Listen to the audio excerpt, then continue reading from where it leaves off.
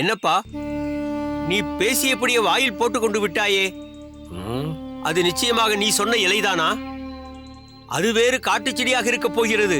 இழும், சற்று மூச்சு விடும். ஏன் இப்படி பதறுகிறீர்? அட, பதற்றப்படாமல் எப்படி இருப்பது?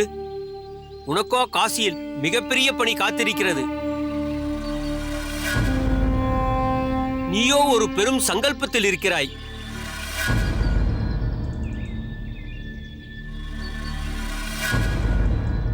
அந்த ராமானுஜனின் கதையை காசியில் கங்கை பிரவாகத்தில் எப்படியாவது முடித்துவிட வேண்டும் என்று இருக்கிறாயே. அவ்வாறு இருக்கையில் நீ ஏதாவது விஷயலைகளை தின்று வைத்து அவனுக்கு முன்பாக நீ பரலோகம் போய்விடப் போகிறாய். என்ன போய் சாபம் எடுக்கிறீரா? சாபமெல்லாம் இல்லை அப்பா. நீ எதையாவது தின்று அசௌகரியமாகிவிட்டால் போட்ட திட்டமெல்லாம் என்ன ஆவது? உன்னுடைய பலவீனம் ராமானுஜனுக்கு பெரிய பலமாகிவிடக்கூடாதல்லவா? அதை சொன்னேன். நீ கவனமாக இருப்பது மிக மிக அவசியமல்லவா? புரிகிறது. உமது அக்கறை நன்றாக புரிகிறது. இந்த சந்தர்ப்பத்தை நழுவவிடக்கூடாது என்பதும் புரிந்துதான் இருக்கிறது. காசியிலிருந்து ஊர் திரும்புவது சந்தேகமே என்பது ராமானுஜன் விஷயத்தில் உண்மையாக வேண்டும். அந்த ராமானுஜன் கங்கையிலேயே ஜல சமாதியாக வேண்டும்.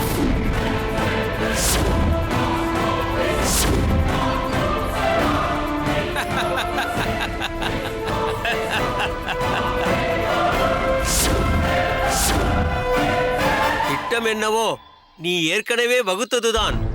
அதை எப்படி சாத்தியமாக்கப் போகிறாய்? அதுவும் அருகில் பலர் இருப்பார்கள். முக்கியமாக கோவிந்தன் இருப்பான். சாத்தியமாகும். நம் குருநாதரை கொண்டு சாத்தியமாகும். கெட்டது போ. உனக்கு என்ன பைத்தியமா? குருநாதரை கொண்டா? அவர் இதற்கெல்லாம் கண்டிப்பாக உடன்படவே மாட்டார். உன் திட்டம் அதோ கதிதான். ஓய், நான் சொல்வதை பூரணமாய் கேளும்.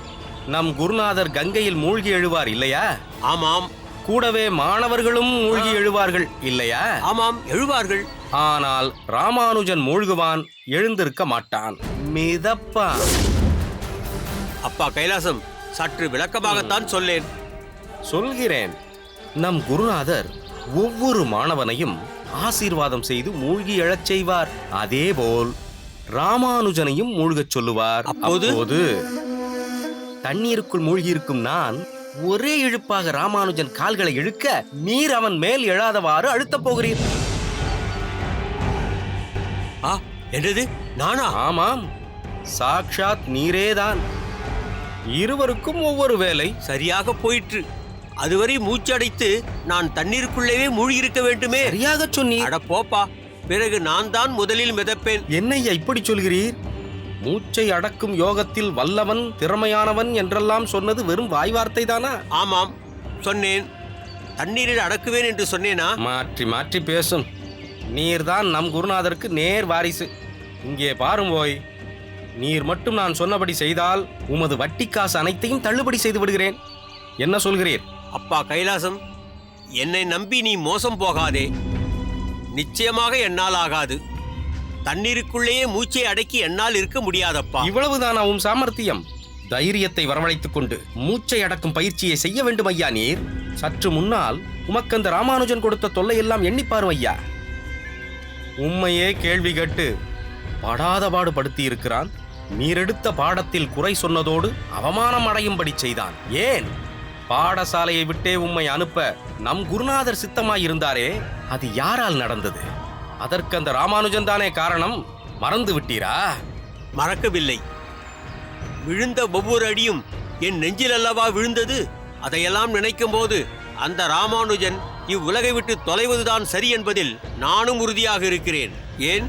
ராமானுஜன் உனக்கும் தான் நிறைய தொல்லைகள் கொடுத்திருக்கிறான், கையாடல் செய்கிறான் என்று குருநாதரிடம் அவன் தூபம் போட்டானே, அதையெல்லாம் நீ மறந்து விட்டாயா?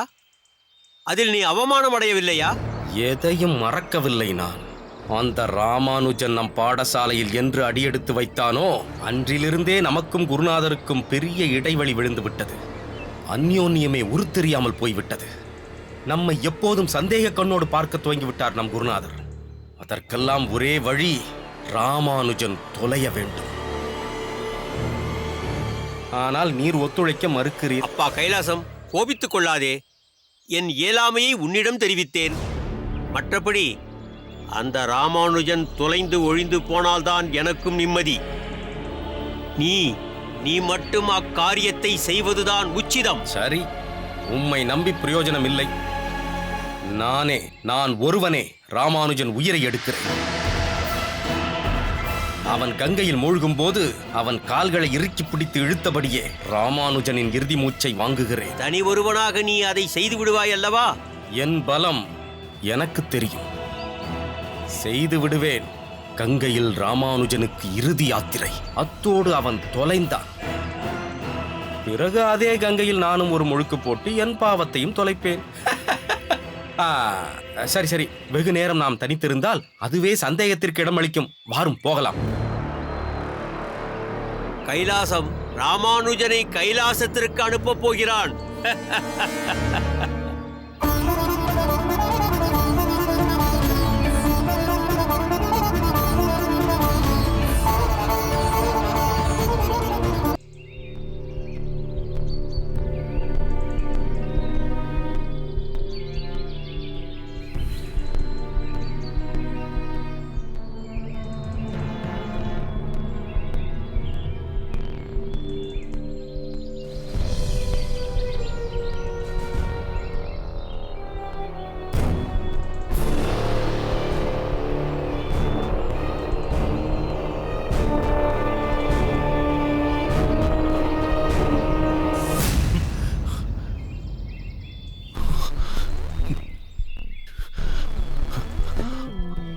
கோவிந்தா, என்னது இது? ஏன் மிகுந்த பதற்றத்துடன் காணப்படுகிறாய்? மிருகங்கள் எதையாவது கண்டாயா? இல்லை. பின் ஏன் இப்படி நடுங்குகிறாய்? சிலரது எண்ணத்தை நினைத்தால் பயமாக இருக்கிறது, கலக்கம் ஏற்படுகிறது. நீ என்ன சொல்கிறாய்? புரியும்படி சொல். அண்ணா, நீங்கள் இங்கு இருக்க வேண்டாம். இங்கிருந்து சென்று விடுங்கள். இங்கிருந்து செல்ல வேண்டுமா? எங்கே செல்ல வேண்டும்? எதற்காக செல்ல வேண்டும்? உனக்கு என்ன நேர்ந்தது கோவிந்தா? முதலில் நீ உன்னை சற்று ஆசுவாசப்படுத்திக் கொள். உன்னுடைய பதற்றத்திற்கான காரணத்தை சொல். அது கொலை. கொலை. என்ன பிதற்றுகிறாய்? என்ன கொலை? கொலை செய்ய சதித்திட்டம் போட்டிருக்கிறார்கள். யார் திட்டம் போட்டிருக்கிறார்கள்? யாரை கொலை செய்ய திட்டம் போட்டிருக்கிறார்கள்? நீ கூறுவது எதுவும் விளங்கவில்லையே கோவிந்தா. அண்ணா, உங்களைத்தான் கொலை செய்ய திட்டம் போட்டிருக்கிறார்கள். அதனால் ஏற்பட்ட பதற்றம் தான் இது. என்ன சொல்கிறாய் கோவிந்தா? அடியேனை கொலை செய்ய திட்டமா? ஆமாம் அண்ணா. யாருடைய திட்டம் இது? கைலாசமும் சம்பூர்ணமும் சேர்ந்து தீட்டியிருக்கும் திட்டம் இது.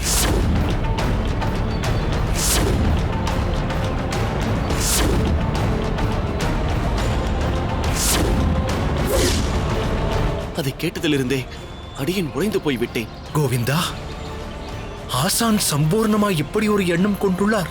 ஆமாம் அண்ணா, நானே அதிர்ந்து விட்டேன். உண்மையிலேயே ஆச்சரியமாகவும் அதிர்ச்சி அளிப்பதாகவும் தான் இருக்கிறது. ஆனால் இந்த விஷயங்கள் அனைத்தும் உனக்கு எப்படி தெரியும்? கைலாசமும் ஆசான் சம்பூர்ணமும் பேசியதை நான் கேட்டுவிட்டேன் அண்ணா. உங்களை கட்டாயப்படுத்தி காசிக்கு அழைத்துச் செல்வதை இதற்காகத்தான். அதனால் தான் சொல்கிறேன், நீங்கள் இங்கிருந்து தப்பித்துச் சென்று விடுங்கள். இவர்கள் மனதில் இப்படி ஒரு குரூர எண்ணமா? அடியேனால் நம்ப முடியவில்லை. எதற்காக இப்படி ஒரு சதி ஆலோசனை? அண்ணா, என்று நீங்கள் கைலாசம் பொற்காசுகளை களவாடுவதை பற்றி யாதவ பிரகாச சுவாமிகளிடம் தெரிவித்தீர்களோ, அன்றிலிருந்தே அவன் உங்கள் மீது வஞ்சம் கொண்டுள்ளான். அதேபோல் ஆசான் சம்பூர்ணம் நடத்திய பாடத்தில் அவருடைய உச்சரிப்பில் தவறு உள்ளது என்று நீங்கள் சுட்டிக்காட்டினீர்களே, அன்றிலிருந்து அவரும் உங்கள் மீது பகைமை உணர்வை வளர்த்துக் கொண்டார். தாதவ்யம் இதி யத்தானாம் தீயதே உபகாரினே. ராமானுஜா, எங்கே அதனுடைய அர்த்தத்தை சொல் பார்ப்போம். தாதவ்யம் இதி யத்தானாம் தீயதே அனூபகாரிணி. இல்லை, உபகாரினே என்று தான் உச்சரிக்க வேண்டும். அதுதான் சரி. உபகாரினே என்றால் தவறாகிவிடுமே சுவாமி. அனூபகாரினே என்பதுதான் சரியான பிரயோகம்.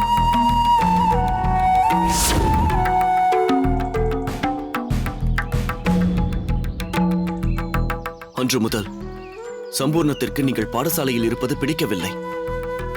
பாடசாலையை விட்டு உங்களை அனுப்ப வேண்டும் என்று குருநாதர் யாதவ பிரகாச சுவாமிகள் மூலம் முயற்சி செய்தார். அது முடியவில்லை. அதனால் மொத்தமாக இந்த உலகத்தை விட்டே அனுப்ப சம்பூர்ணமும் கைலாசமும் திட்டம் தீட்டிவிட்டார்கள். கோவிந்தா, இதில் என் மீது என்ன தவறு இருக்கிறது? அடியேன் உண்மையைத்தானே சொன்னேன். ஆசானின் உச்சரிப்பில் தவறு இருந்தது, அதைத்தான் உணர்த்தினேன்.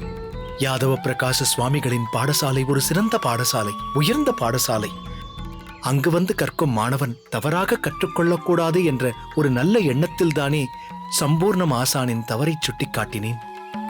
அதேபோல குருநாதருக்கு விசுவாசமாக இருப்பதுதான் நமது கடமை, தர்மம். கைலாசத்தின் விஷயத்தில் நம் கண் எதிரிலேயே அவர் யாதவ பிரகாச சுவாமிகளுக்கு தெரியாமல் பாடசாலைக்கு வந்த பொற்காசுகளை முழுவதும் கொடுக்காமல் தனக்கென்று சிறிது எடுத்து வைத்துக் கொண்டார். அது பெரிய குற்றம் அல்லவா? குருநாதர் அவரை கண்டித்து விட்டுவிட்டாலும் அவர் செய்தது ஒரு பாவச் செயல்.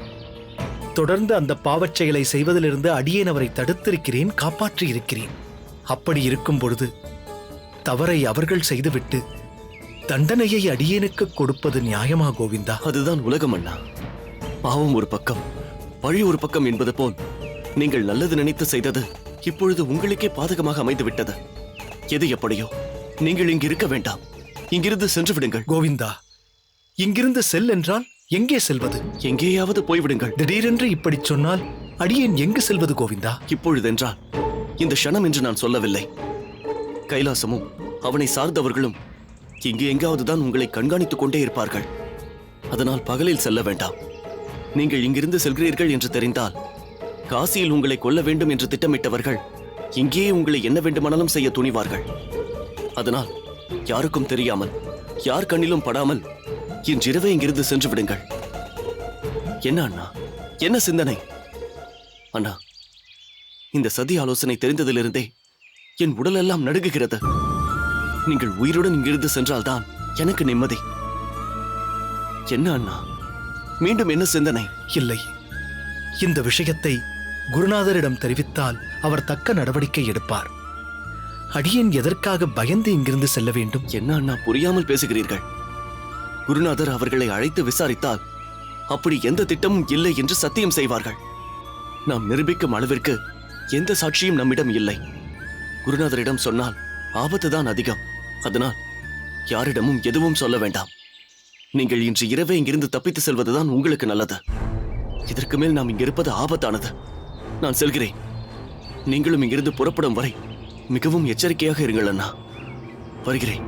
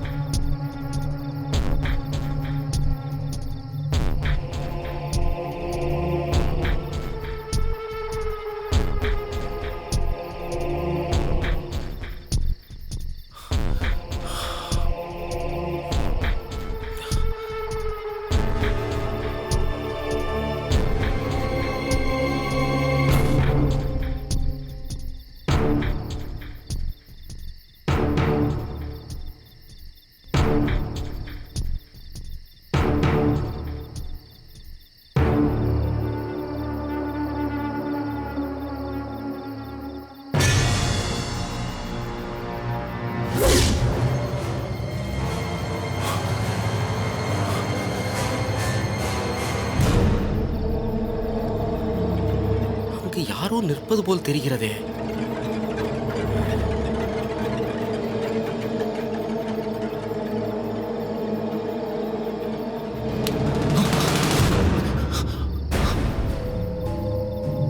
கோவிந்தா, நீயா இந்த நேரத்தில் இங்கேயே நின்று கொண்டிருக்கிறாய்?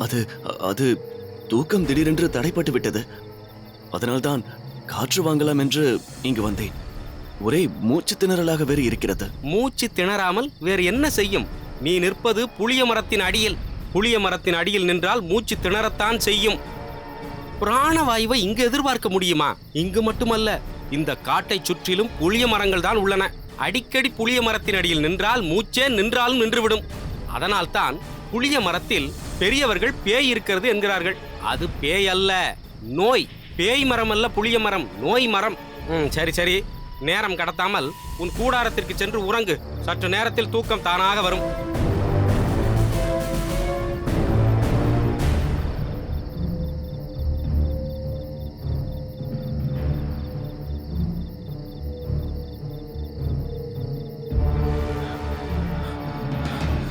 அண்ணா, இனி ஒரு க்ஷணம் கூட தாமதிக்க வேண்டாம். இப்பொழுதே புறப்பட்டு செல்லுங்கள். கோவிந்தா, உன்னை விட்டு எப்படி பிரிவது? நீயும் என்னுடன் வந்து விடுகிறாயா? இல்லை அண்ணா, அதற்கான சாத்தியம் இப்போது இல்லை. நீங்கள் புறப்பட்டு இந்த இடத்தை விட்டு வெகு தூரம் சென்று விடுங்கள். என்னை பற்றி கவலைப்பட வேண்டாம். நான் இவர்களோடு இருந்தால்தான் நிலைமையை சமாளிக்க முடியும். சந்தேகம் வராமலும் பார்த்துக் கொள்ள முடியும். நான் இவர்களோடு காசிக்கு சென்று விட்டு ஊர் திரும்பியதும் தங்களை வந்து சந்திக்கிறேன். தயவு செய்து தாமதம் செய்யாமல் உடனே கிளம்புங்கள் அண்ணா. தாங்கள் இங்கிருக்கும் ஒவ்வொரு க்ஷணமும் தங்களுக்கு ஆபத்து ஏற்பட வாய்ப்பு இருக்கிறது. சரி கோவிந்தா, நீயும் ஜாக்கிரதையாக இருந்து கொள். சீக்கிரம் உன்னை திரும்ப காண வேண்டும், அதுதான் என் விருப்பம். பொல்லாத விதி நம்மை பிரித்து வைக்கிறது. திருக்கச்சி நம்பி சுவாமிகள் கொடுத்த பாசுரத்தை அனுதினமும் சேவிக்க மறக்காதே. நான் போய் வருகிறேன். ஆகட்டும் அண்ணா, நீங்கள் போய் வாருங்கள். பரம்பொருள் உங்களை ரட்சிக்கட்டும். வருகிறேன்.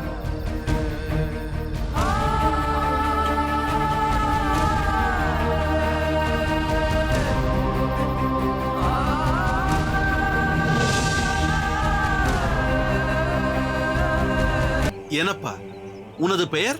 இந்த பாவியின் பெயர் பூபதி. பொருத்தமில்லாத பெயர். அப்பா பூபதி, மறுபடி அப்படி சொல்லாதே.